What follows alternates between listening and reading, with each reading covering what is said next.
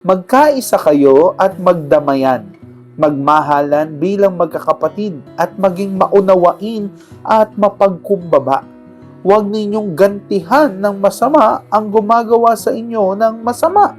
Huwag ninyong sumpain ang sumusumpa sa inyo, sa halip pagpalain nyo sila dahil pinili kayo upang tumanggap ng pagpapala ng Diyos. May nagsabi sa akin, ang hirap maging Christian, no, Pastor? Parang lagi kang agrabyado. Sabi ko, kahit si Jesus naman, mukhang agrabyado. Pero dahil sa kanyang humility, sa kanyang pagsunod, kanyang pagpapatawad, nakaupo siya sa kanan ng trono ng Diyos. Kaya sa mga idol, si Jesus, mga kapatid, ito po ang paalala sa ating lahat.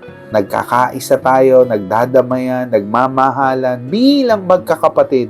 Nagiging maunawain, nagpapakumbaba, hindi ini-insist yung pataasan, kundi bilang magkakapatid, we are one team, Team Jesus.